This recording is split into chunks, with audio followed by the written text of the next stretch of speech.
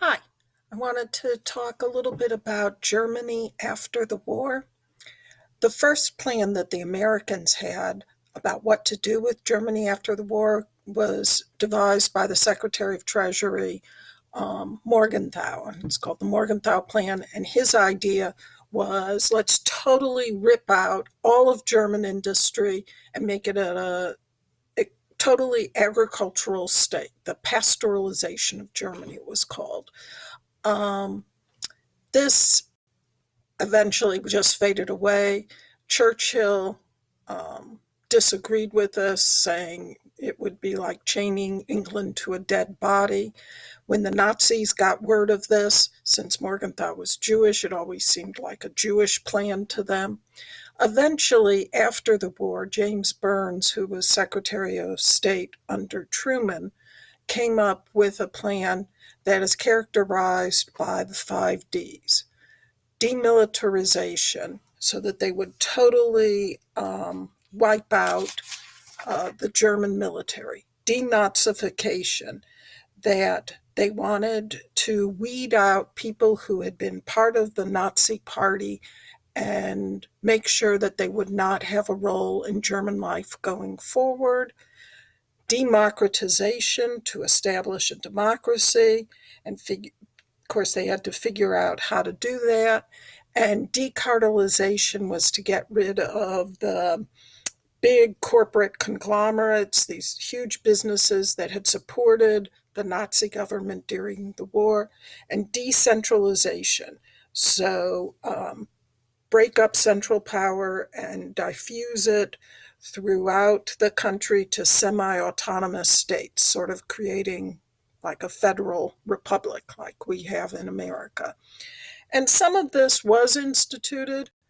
They ran into a lot of problems with denazification. At first, they tried to deny any of former Nazis a role in industry, but then they found that everybody who knew how to run all of these industries, the engineers, the leaders, the mill managers, the mining bosses, were all people who had the expertise, and because they had the expertise, they had gotten roles in the Nazi party, and things were just falling apart. So eventually, those people had to be brought back, and there was a lot of disasters at this time, and so they were brought in. Okay. The Soviets, who, you remember, the Soviet army occupied the eastern part of Germany and Eastern Europe. They were just vicious. They went through and they took what they called their reparations by just knocking down any German factory and moving the entire thing east to the Soviet Union. They just dismantled all these factories in the area that they controlled. It's estimated they took up to 80% of the industrial capacity. They dismantled the metro systems and moved it up, phone exchanges. They took animals from the zoo. They forced these German workers to dismantle their own factories. They took stuff from American businesses that the Nazis had nationalized, like IBM, Gillette, Ford. The Soviets just went in and took that. Then there were mass rapes. The Soviets just went through and were taking their revenge from the Nazi occupation of the Soviet Union.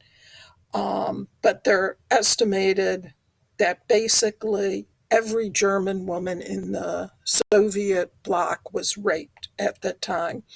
Um, and they're thinking there are up to 200,000 babies born in Germany in the uh, Soviet zone, and they think in that area about 1/6 of babies born in the year after the war were to Russian fathers who didn't take any care of them, and most of these children ended up tragically in orphanages and were really sort of abandoned. It's estimated about 2 million rapes that the Soviets perpetrated against German women. Some women were raped 60 to 70 times. Sometimes they made the fathers watch. It was terrible.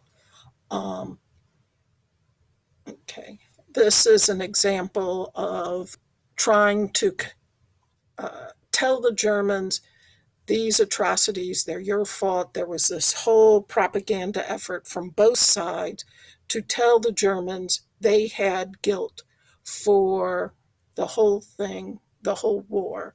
You're probably familiar with the Nuremberg trials that involved having a jury based with Soviet, British, and American judges of the top Nazi leaders.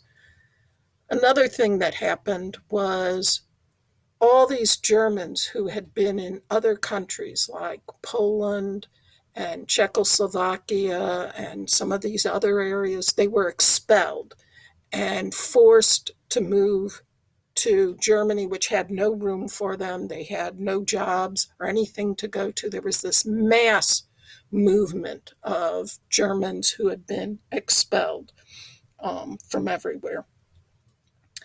I don't know if you've ever heard of Operation Paperclip. Was something that the Americans did.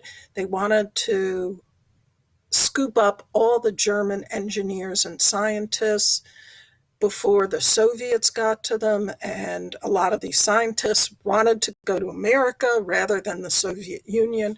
And Wernher von Braun, who had designed the V1, V2 rockets in Germany, I believe, he organized the scientists, and over 100 of them were brought to the Americans, their Nazi records expunged, and put to work doing research that's going to lead, for example, to the creation of the hydrogen bomb and later in NASA.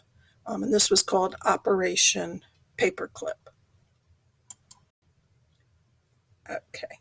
The Marshall Plan, which you read about in the John Lewis Gaddis excerpt, which I'm sure you remember from American history.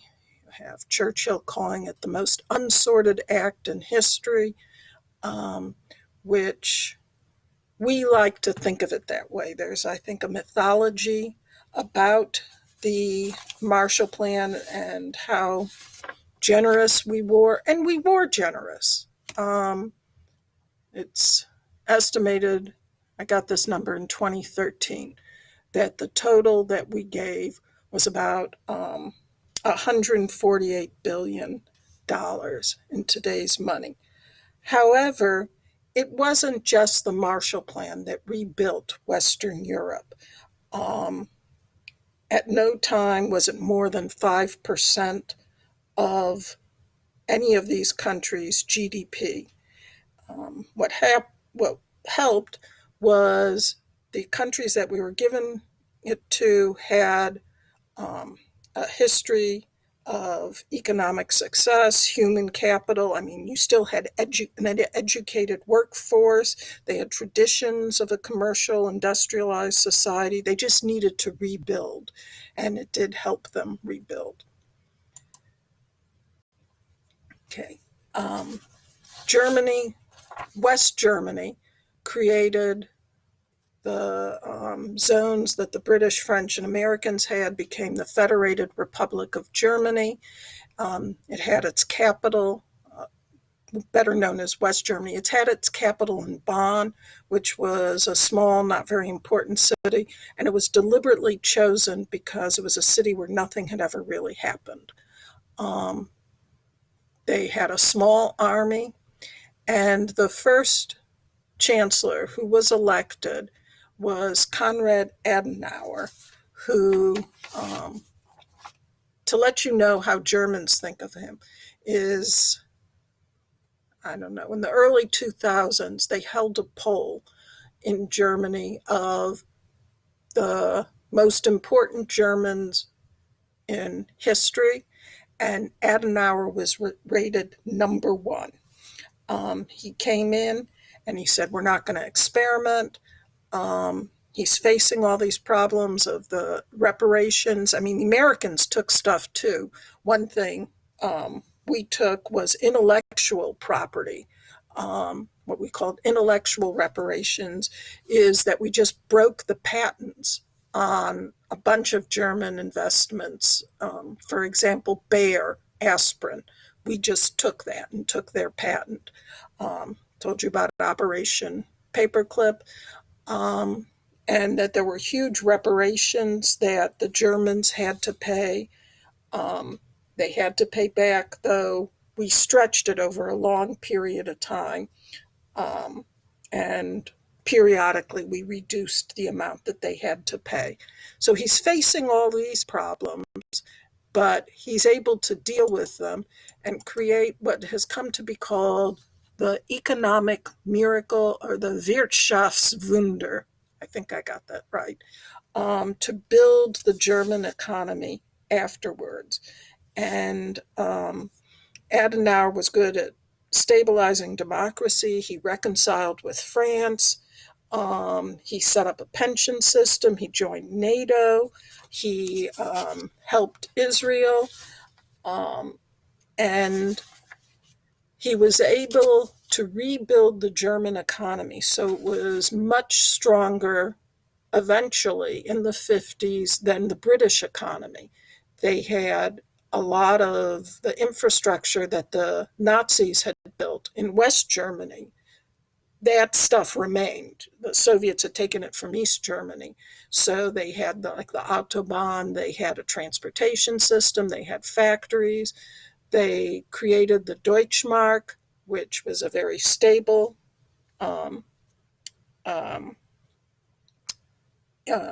currency. They had cheap labor, so they had all these people who were out of work. The Marshall Plan helped. The Korean War helped because the Americans stopped selling and exporting to Europe because we were focused on the war effort, and a lot of our industrial focus went into that. And so Germany was able to jump in with their production and sort of take the place of American exports at this time. Real wages are going to double. Unemployment goes down to 0.4%. They're producing cars at a wicked pace. Just amazing economic growth. And it's a stark contrast to what was going on in Britain and France. They had a much slower time. And Germany's really remained as the economic powerhouse of Europe, which is sort of surprised when you see where they were at the end of the war to where they were less than 6 or 7 years later. And that's why Adenauer is so admired. Thank you.